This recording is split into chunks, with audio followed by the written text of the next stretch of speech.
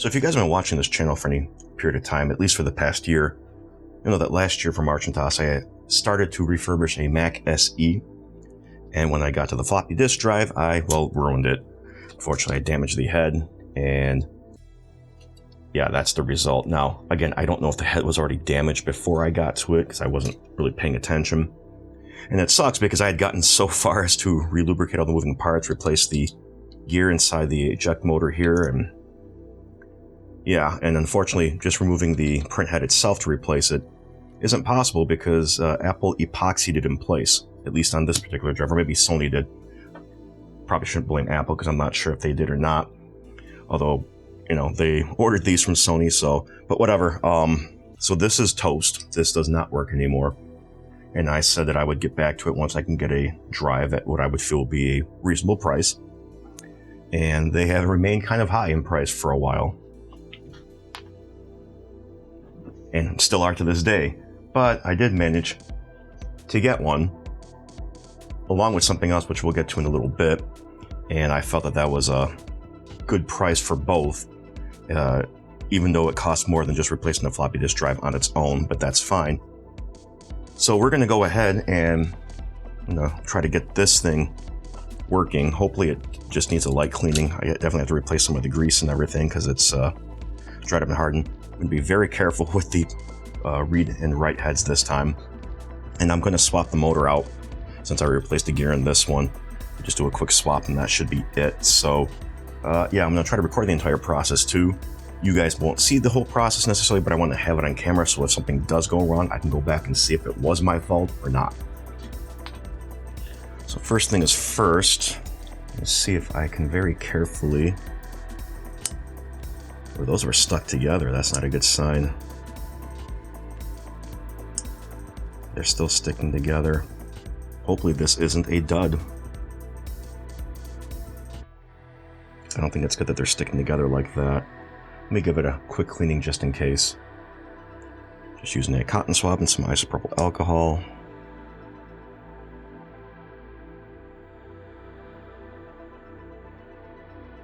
Not much dirt's coming off.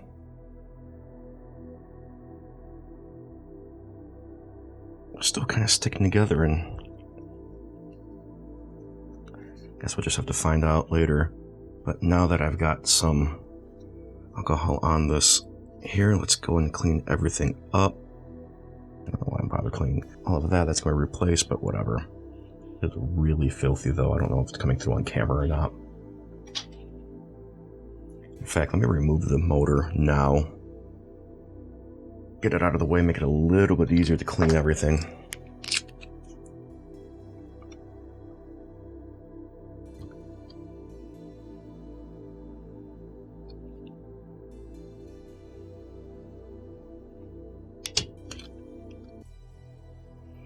Okay. Again, I have no idea if this is actually working or not. I guess that doesn't matter because we're going to replace it. A little bit more grease there.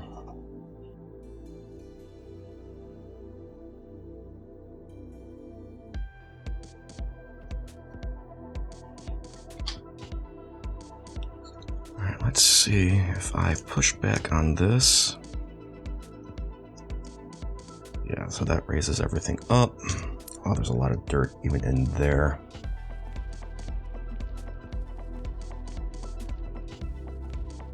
Hopefully it's being captured on camera. This thing smells very musty too, which was another not a good sign because it means it was kept in an attic or a garage or something. And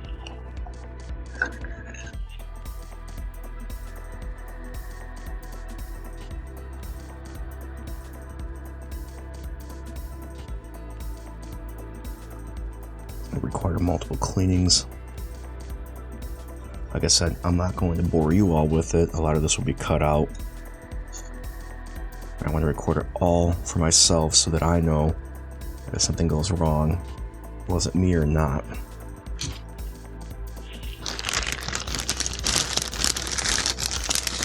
Wish I had more of the wide pads left, but I do not. Which means I'm going to be going through most of these here.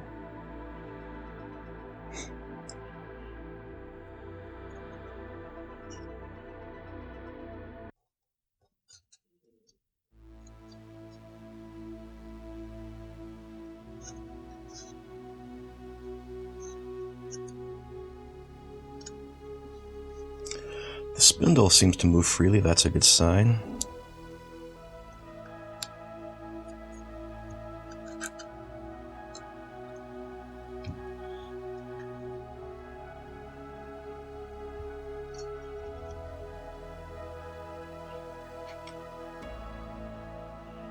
Drawback of using these foam ones is that they wear out quickly.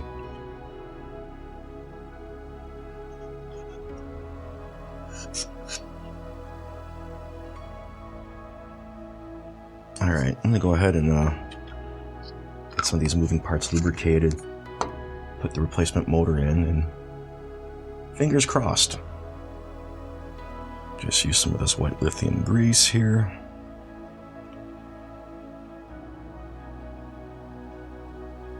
Might be a little too much, but I'll go and clean it up after the fact. I just want to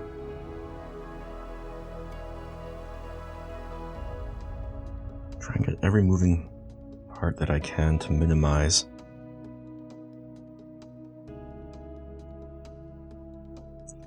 any potential fatiguing.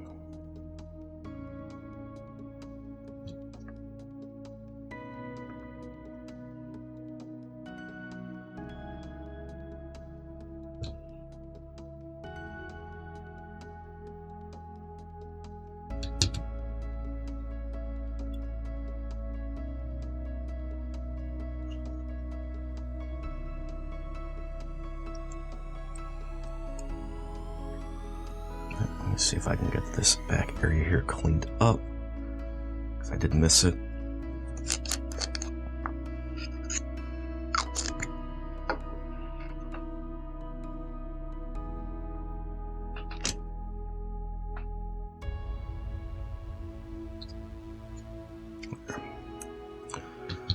Focus on that in a little bit. I'm going to let it dry out.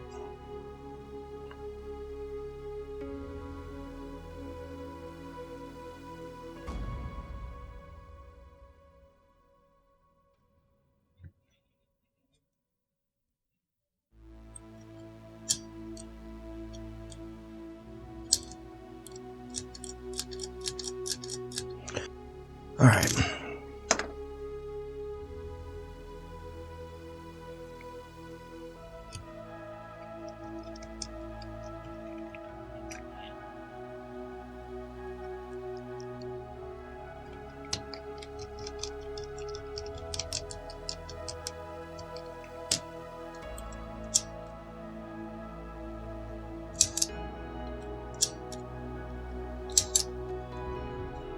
Hopefully, that'll be enough.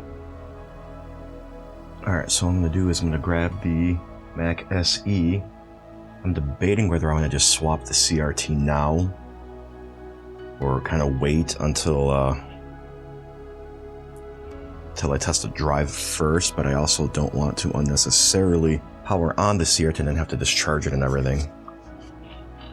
Because that's always fun and exciting and scary. Alright, so I went ahead and I did the back cover off of the Mac SE. I had forgotten how much different the analog board is on here compared to the Plus and earlier models, because I was hoping I would just be able to get the 4 screws out, pop the CRT out, swap it in, and that's it, but I will have to remove the analog board, unfortunately, which kind of sucks because I didn't want to have to go through all that, but so be it. So let me go ahead and take care of that real quick, and we'll get this tube out, swap in the other tube, get the floppy disk drive hooked up, and we'll do a quick test. Alright, so I got the analog board out, everything disconnected. I did discharge. I didn't need to, but I still attempted to do it anyway. Just using a flathead screwdriver and a clip to clip onto the ground. But it's not a tutorial. Don't mess with CRTs if you don't know what you're doing, if you've never done it before, or if you're not sure, etc., etc., etc. I did have to remove the screw because of the ground cable. So one's done, so we just have to get the other ones out.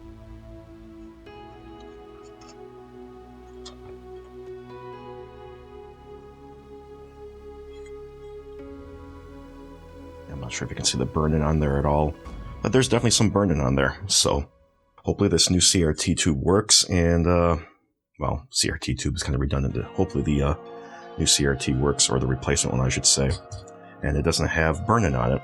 It doesn't look like it does, but who knows. Everything should just line up because everything should basically be the same.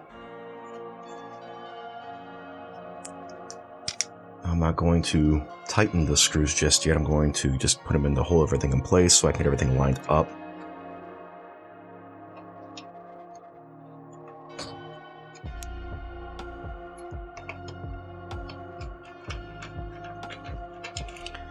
Let's see. All right, let me get everything back together. We'll connect a floppy disk drive and cross our fingers. So I reassembled it as much as I needed to, which is pretty much all of it. I didn't put all of the screws in because I still need to make sure that floppy disk drive works. And if I remember correctly, mounting the bracket and everything is going to require me to take the logic board out, or everything from underneath, and possibly a couple of screws in the front here. But I don't remember, so I don't want to put everything back together if I don't have to. However, what we are going to do is test the floppy drive out. And let me grab the bracket real quick. Also, I have not hooked up the speaker yet, so we're not going to hear a bong or anything. Another reason why I didn't want to have to put everything together completely, because I'm going to have to disassemble part of it anyway to get it back in there. I also have to figure out how I'm going to remount it since it was plastic welded in place, but that's a problem for Kaz later. Now let's go ahead and pretty sure this is the right cable for it, but we can feed it through the back for now, make it a little bit easier. Yeah, so we'll have it twisted like that. Unfortunately, I'm not going to be able to get everything in frame, so we'll focus on not getting the screen in. Instead, we'll get the disk drive instead. All right, got it plugged in. Fingers crossed nothing is going to blow up.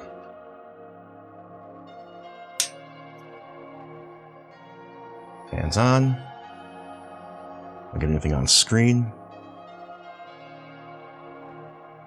Oh, bummer, there is a little bit of burn-in. Doesn't seem to be as bad as the other screen was, though. But I do see a menu bar burnt in. Alright. I think this copy of Mac Paint is bootable. We'll see.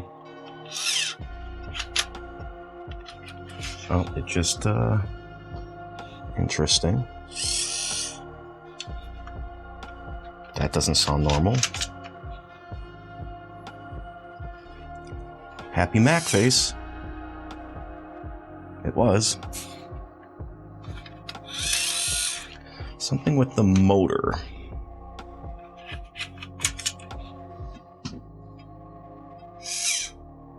Okay. Let's take a look. Actually, I just tried it again, and it's... Oh, system error occurred, ID 26. I have to look that one up. And now it just seems to be fine. This is running 4.1. You know what? I'm going to go ahead and I'm going to shut this down. And... Oh. And we're going to try again. Alright. Power on. Again, no chime because I don't have the speaker hooked up. Screen comes on. Asking for a boot disk of some sort. Happy Mac.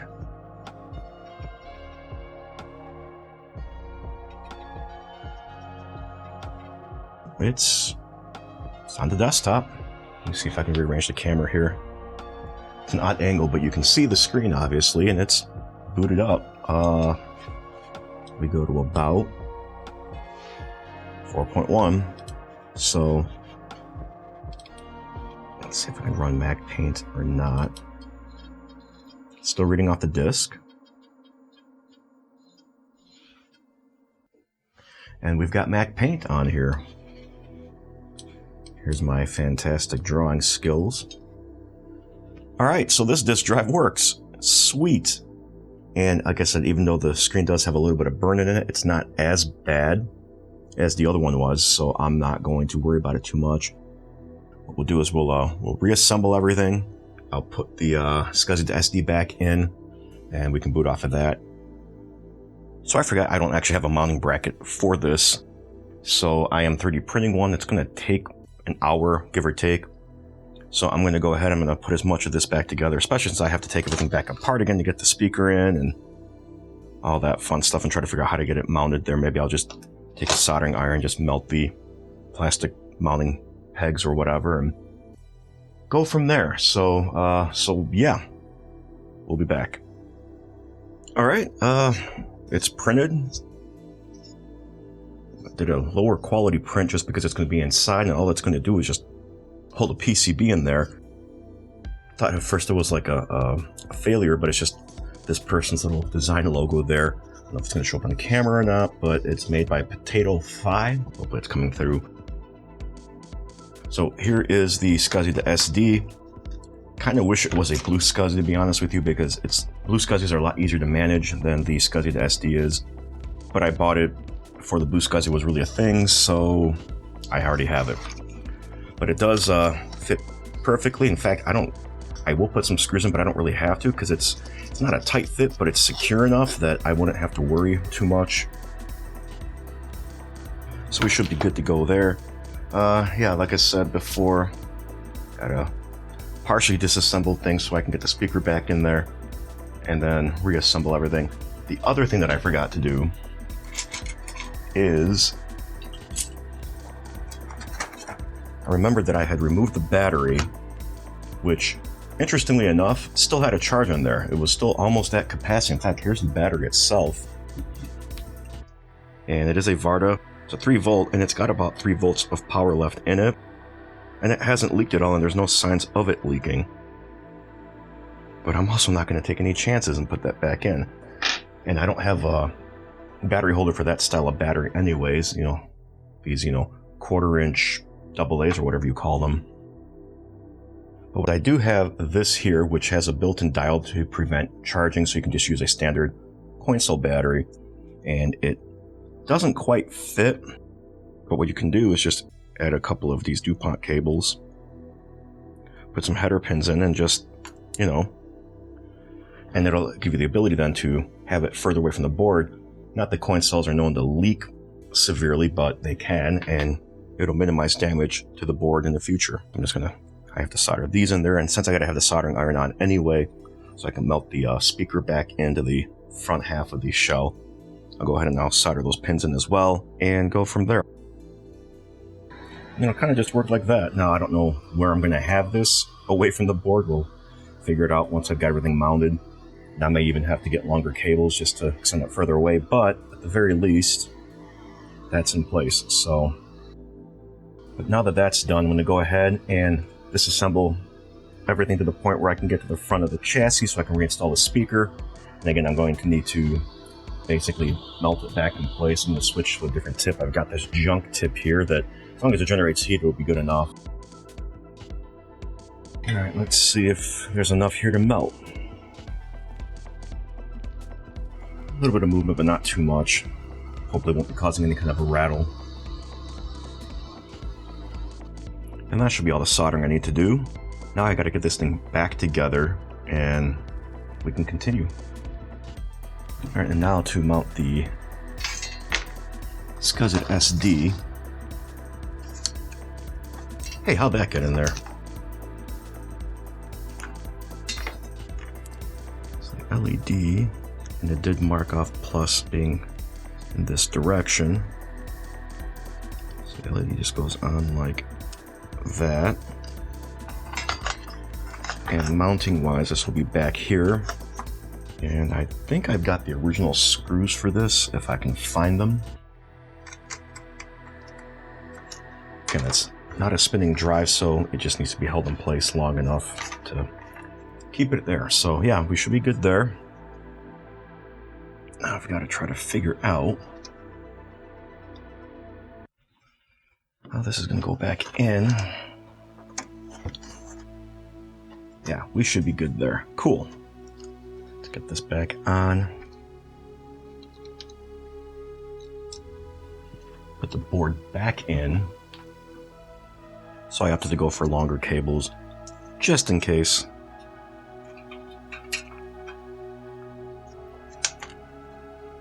There we go. Because then what I can probably do is feed it out the back, and I'll just have it taped behind the chassis and go from there. Alright, provided I didn't damage anything in the process, I think we should be good to go. I do have a battery installed here. SD card is in. And I just need to plug it in and cross my fingers, right? Probably the best angle I'm gonna get.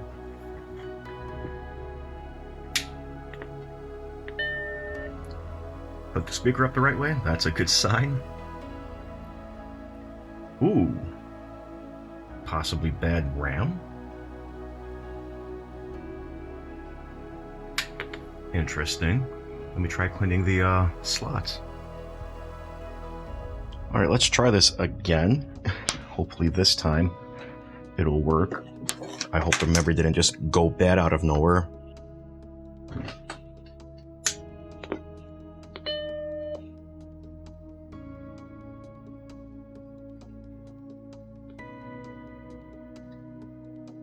Oh, got a cursor. Is it going to try to boot off of the SD card? I don't see the LED flashing, but maybe it came loose again. Yeah, it's looking for a boot volume, so that's interesting. Alright, boots off a floppy at least. That's a positive sign. It's also possible that I messed around with the SD card last time and I don't remember what settings I had, so I'll probably have to reconfigure it.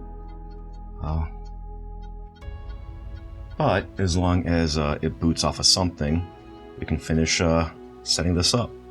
Mouse does work. Maybe I'll try running some of these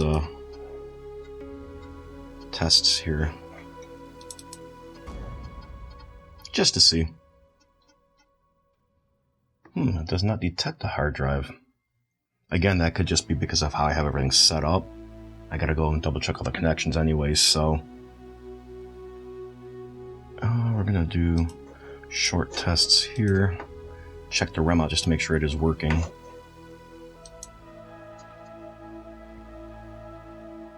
And I'll be back once the results are done.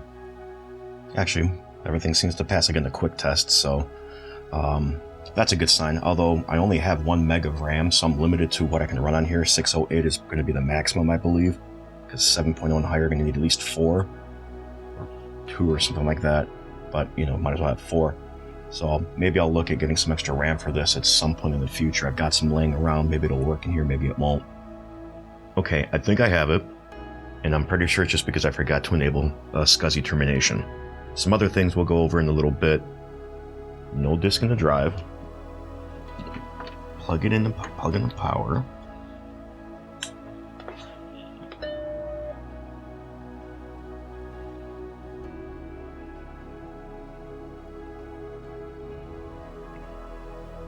And you can see the hard drive light is actually working. And there we go. Once it's loaded up. I did pull a generic image off the internet that was already pre-created for the SCSI2SD. Put a link in the description, if I remember, to find that link first. I've got it saved somewhere, but anyway, I can't get everything in view just because of how I have everything set up. Maybe that's as good as we're going to get. But yeah, I don't know what's on here. I know it's a 2 gig image. I don't know what they included on here. Patched HD setup, which is actually good.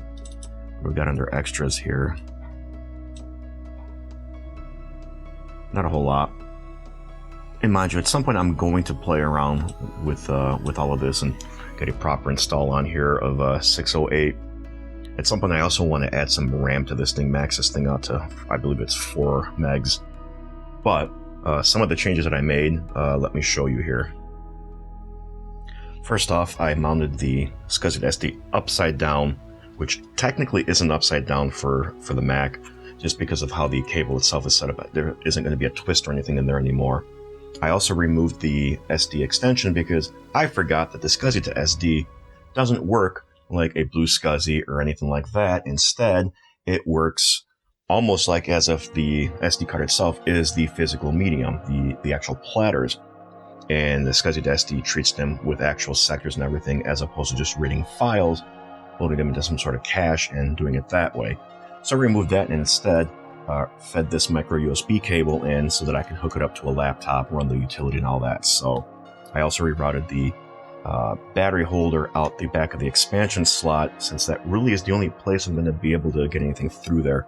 I do have the expansion slot cover somewhere. I had it the other day because it had fallen on the floor and I put it back on the shelf, and I just have to look for it. But what I may end up doing, just to, help keep things nice and tidy and clean everything, I may 3D print something instead with some holes that I can pass everything through. Or at the very least, what I may do is just tie this up neatly and stuff it inside. The battery, I want to keep it external just because I know these are not likely to leak, but I don't want to take any chances. So yeah, so what? I guess in theory this is a 5-year project because I bought these sometime in 2020. Well, I bought this and the Plus in 2020. Started working on this one last year, and I'm now basically finishing it up now. So I do have to button this back up. And I also have another thing I have to do too, but that'll be part of the outro, or the conclusion to this, I should say. And well, here we go. It is mostly restored. I still have to mess with the geometry on the screen there and stuff, but it's good enough for me for now. Hopefully it's not flickering on camera. I don't think it is, but we'll see, I guess, during editing. Not the correct keyboard or mouse, of course, but they were affordable. This was actually new old stock, and I think it was like 20 bucks. The mouse, I think it was 12 bucks. I did have to clean it and retrobrite it a little bit because it was definitely nasty. But they work because they're ADB, so I don't care. Now, my original plan was going to be to put this on display in my living room, swapping out for the Plus that I did back in 2023. But because I don't have the appropriate keyboard or mouse, I don't want to kind of do that just yet. The Mac Plus that I have out there does have the appropriate keyboard or mouse. So, it's more of a proper display piece. But, I mean, it works. It's good to go. Unfortunately, when I was troubleshooting the SCSI2SD, I wanted to make sure that the SCSI bus itself was working, so I tried the hard drive that it came with. It doesn't even power on, doesn't spin up or anything, so I'm going to have to go and maybe one of these days in the future check all the components on here. It doesn't look like there's any electrolytics, at least nothing that I can see. So we'll see what I can come up with that. At the very least, it could be put on display, and I'll show you in a bit. But I was able to route all the cables through the Kensington lock hole because I was actually able to get the lock out of there. Well, I'm not going to call it Kensington lock because it may not be that, but I was able to get this out of there with a little bit of persuasion. So there's that. And then the last thing that I was going to do in this video, but I can't because I forgot about this, but we'll have to save it for a future video. I really wanted to get this installed. It's a 68030 with the math coprocessor, the MMU, FPU, whatever you want to call it. Unfortunately, this one was designed for the Plus, and it was going to use a Kili adapter. Something like this. Unfortunately, there's some broken pins on it, and since you can't buy these anymore. However, this board is somewhat universal in that it was also designed to be used with the Plus via PDS slot or the Mac Classics as well, but it doesn't have the Eurodin connector on it, so I've got those on order. I'm going to go ahead and get that soldered on, and maybe we can try to get this installed right around here and get this up to a 68030, effectively making it a Mac SE30 minus the 1.44 megabyte floppy disk drive that requires a replacement SuperWAS, I believe. So yeah, but whatever, this project's done. I don't have to worry about it anymore. It's not taking up any more space in my basement, my workbench, or anything like that. Problem that I have now is I have nowhere to display it. This is just a temporary setup. I don't know where else I can put it. If we, again, look at my Mac corner over here, which is a little bit of a mess, there's nowhere to put it. Now, I do have this little area right here where maybe I can build some sort of a shelf that elevates it and I can put it up there in the corner. We'll see. I don't know. But for now, I'm calling this a wrap. Not a perfect restoration, but it works and it's good enough for me. So what'd you guys think? Any tips, tricks, criticisms, what have you? Leave them down below. Otherwise, thanks. I'll catch you later. Oh yeah. Happy MARCHintosh.